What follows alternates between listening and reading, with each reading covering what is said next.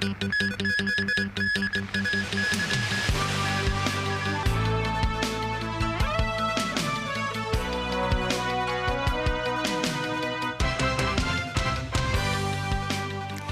evening, and thank you for joining us. Chinese Foreign Minister Wang Yi and U.S. Secretary of State Marco Rubio held bilateral talks in Kuala Lumpur this afternoon, marking their first in-person session amid rising trade tensions. The meeting comes on the heels of Rubio's talks with his Russian counterpart Sergei Lavrov on potential new avenues to jumpstart Ukraine peace talks. U.S. Secretary of State Marco Rubio arrived at the Kuala Lumpur Convention Center at around 3:30 p.m. to meet with Chinese Foreign Minister Wang Yi. It was one of the highest-stakes meetings between top officials of China and the U.S. since Donald Trump returned to the White House. As Washington renewed tariff offensive on a number of Asian countries, media reported that the top diplomats would likely discuss topics of trade and security. Wang Yi said he hopes the U.S. can treat China objectively and rationally. Rubio reportedly said his meeting with Wang was very constructive.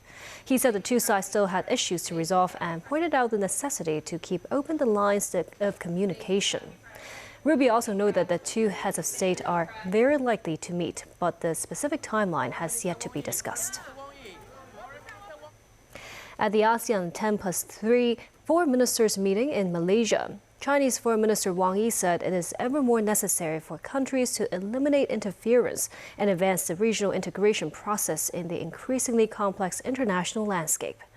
Wang affirmed China's commitment to using its own stable economic growth to inject new impetus into East Asia's common development. Nanny Zhou has a story. Foreign Minister Wang Yi, also a member of the Politburo, was at Thursday's ASEAN+3 Foreign Ministers meeting, which included the bloc's 10 member states as well as China, Japan and South Korea. Noting the need to focus on development and promoting cooperation, Wang said the countries are still facing challenges such as protectionism, unilateralism and the abuse of tariffs by certain major powers. Wang suggested advancing the integration process of East Asia with opposition to walls and barriers. He said China is ready to continue to jointly strengthen mutually beneficial cooperation in production and supply chains.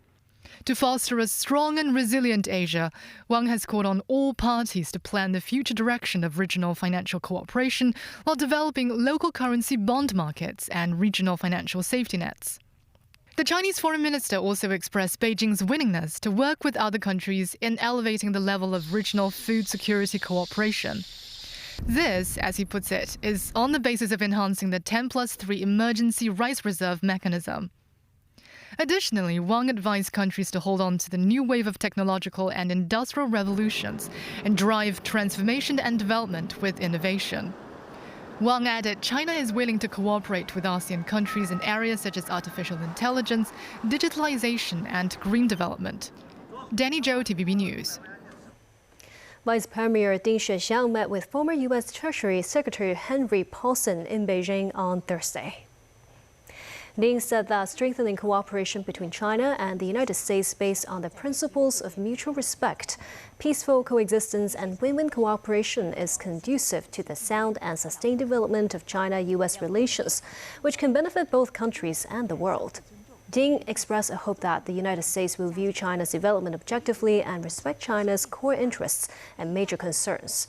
Paulson said that U.S.-China relations are crucial to global economic stability and development, and both sides should enhance communication and mutual trust. Brazilian President Luiz Inácio Lula da Silva said he would impose retaliatory tariffs on the U.S. if President Donald Trump follows through on a pledge to impose 50% duties on exports. The U.S. actually has a trade surplus with Brazil. Trump also wants Brazil to halt the criminal trial on former President Jair Bolsonaro, who is accused of trying to overturn his defeat in the 2022 election. Nasir Karim with more. Brazilian protesters depicting former leader Jair Bolsonaro and U.S. President Donald Trump during a rally in Sao Paulo. Bolsonaro could be the reason for a possible 50% U.S. tariff on Brazilian exports. Trump is unhappy that the former leader is being prosecuted on charges of trying to overturn his 2022 election loss to Luiz Inácio Lula da Silva.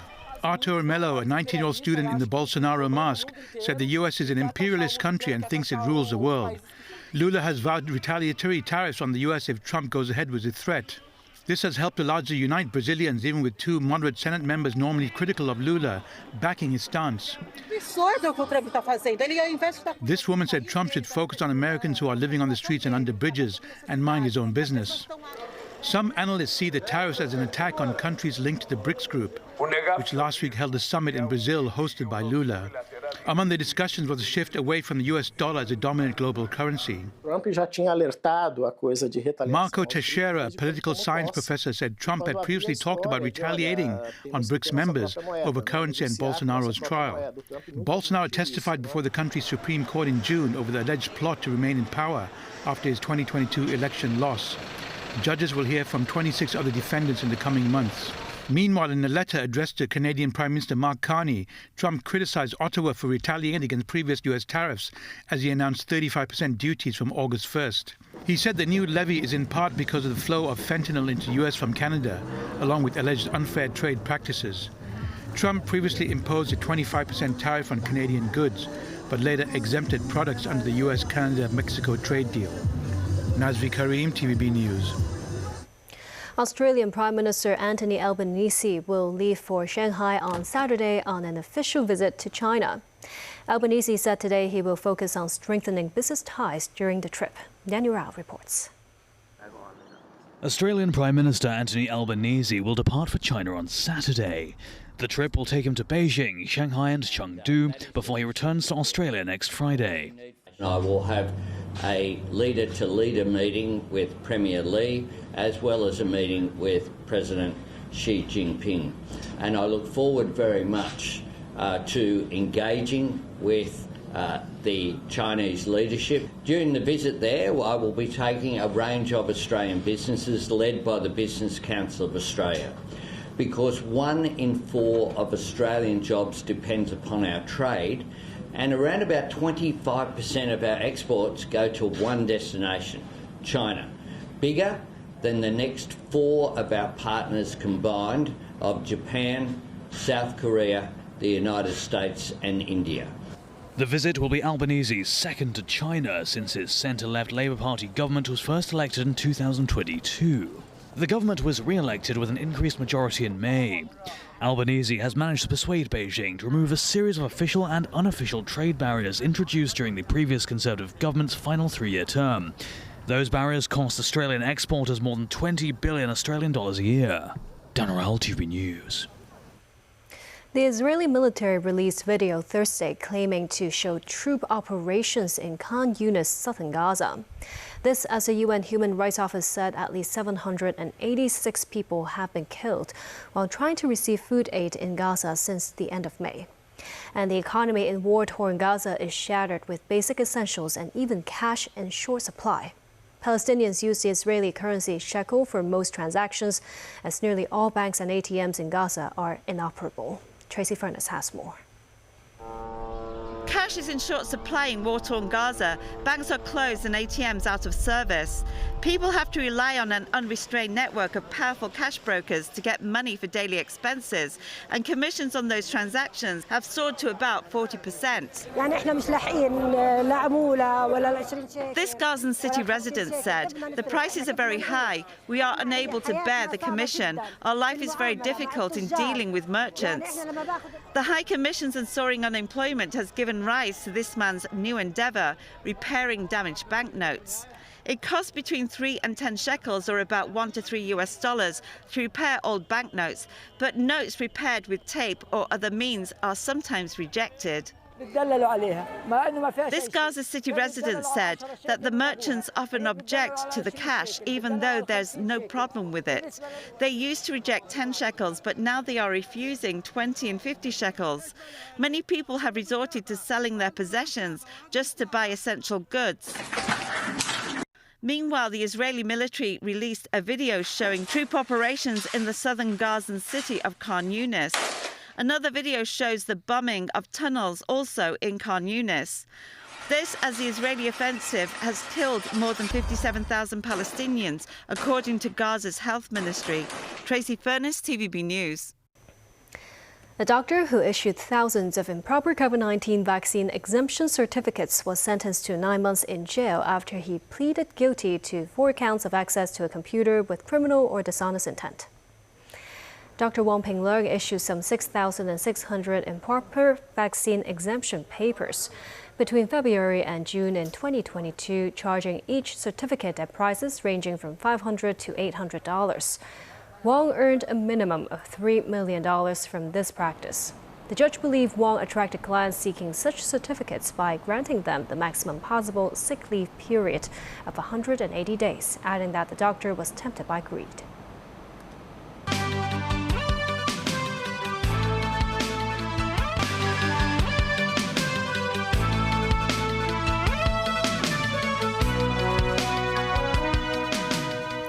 Welcome back. Hong Kong's weather conditions remained relatively pleasant today, despite the observatory's earlier forecast of squally showers and thunderstorms owing to the effect of tropical cyclone Dennis.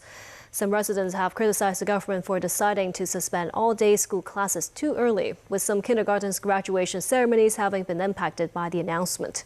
This as Chief Secretary for Administration Eric Chan revealed that the decision was made 2 days ago.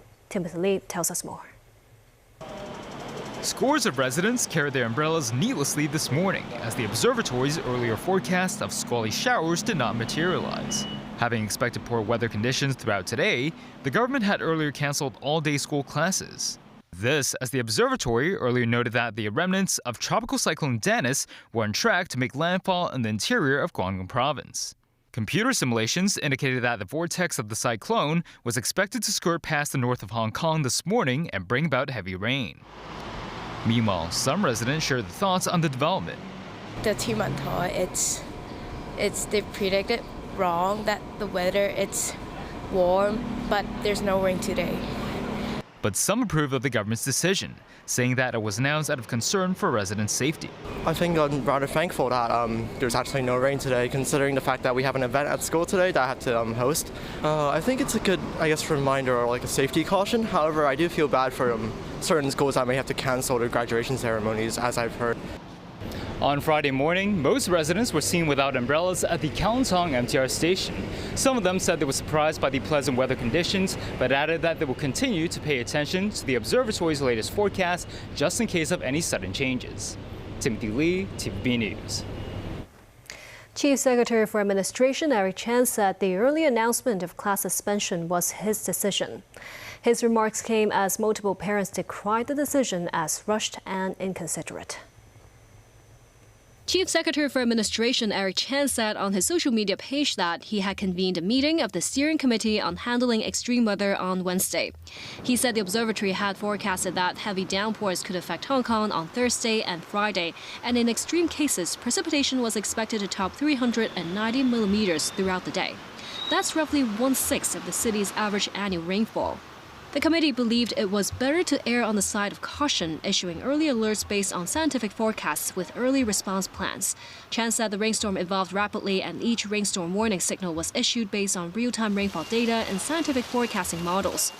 Still, the decision drew criticism from some residents. Some parents lamented how their children's graduation ceremonies were called off, while others suggested a final decision could have been delayed until 5 a.m. on the day. Among those impacted was a primary school in Ma On Shan, which was forced to postpone its annual performance. A parent questions the accuracy of weather predictions from the observatory as she slammed the government's rushed decision as being inconsiderate to students. On Friday afternoon, some lawmakers received messages from Eric Chan, who said he did not want the public to blame the observatory or the Education Bureau. He said he was the one who had made the decision. Lawmaker Adrian Ho said the government should consider reviewing the mechanism to allow both proactive arrangements and flexible adjustments. The Education Bureau has expanded the National Security Education Curriculum Framework to cover 21 additional subjects across primary and secondary schools. In May, the Education Bureau unveiled the first phase of the National Security Education Curriculum Framework. It has since issued a new circular to schools, updating the frameworks for 21 primary and secondary school subjects. In the framework for the primary school's humanities subject, students in lower primary are expected to understand that the People's Liberation Army Hong Kong Garrison is responsible for Hong Kong's defense and to recognize the roles of law enforcement agencies such as the Hong Kong Police Force. Progressing to upper primary schools, students are expected to conduct research and project-based learning on key historical figures, such as UFA, a patriotic general of the Southern Song dynasty, and Yuan Longping, the father of modern hybrid rice, to appreciate their patriotism. They will also be taught to identify online pitfalls such as pornography content and sex chats, and to discern false and misleading information from the media. For primary science classes, teachers are advised to guide students in discussions on commonly used innovative technologies such as e-payment and new energy vehicles to understand the application of national tech developments. As for Chinese history at the secondary level, the framework encourages teachers to use maps of Beijing to help junior secondary students learn about the Forbidden City. In senior secondary biology, schools may arrange visits to panda habitats in Sichuan so as to allow students to learn about the country's ecological restoration efforts. 有啲人竭力製造謊言，顛倒黑白。 The Education Bureau has also launched a dedicated website with a 37-minute-long video titled The Truth About the Hong Kong Extradition Bill Incident, which can be used as a reference resource for national security education in schools. The government has launched the sale of one plot of residential land for the new quarter in Tsuen Wan. Together with 6 lease amendment projects, the sites are expected to provide over 4,900 residential units. Unveiling the land sale plan, Secretary for Development Bernadette Lin said the residential site is at the junction of Wingshen Street and Texaco Road in Tsuen Wan. The plot offers a buildable residential floor area of about 39,000 square meters and about 780 units. The developer is required to construct about 940 square meters of social welfare facilities. There are also 6 land parcels involving private development and redevelopment projects requiring lease amendment. They include a site at Area 34 Boy of Hengshui Q Ha Chun. Lin said there will be a supply of about 6,000 units in the first half of the year. An iconic piece of fashion history making history again. The original Birkin bag from MS has fetched a record-breaking 8.6 million euros or 79 million Hong Kong dollars at the Paris auction. Tattered but treasured, this scuffed black leather bag is the world's first Birkin, originally owned by British actress and singer Jane Birkin, the very woman who inspired the now iconic fashion piece. In 1984, during her flight from Paris to London, the contents of her bag spilled onto the floor. Birkin complained to her seatmate, who happened to be the CEO of Paris fashion house MS. Birkin quickly sketched a design on an airline sickness bag, which became the blueprint for what will be named the Birkin bag. This MS original bag features the singer's initials JB and shows 2 marks where stickers had once been placed. Birkin used the bag for nearly 9 years before donating it to a charity auction. Since then, the bag has changed hands multiple times. On Thursday, the auction for the original Birkin took place in Paris, starting at 1 million euros. With fierce bidding from 9 contenders, the hammer fell at 8.6 million euros within just 10 minutes. The winning bidder is a private collector from Japan.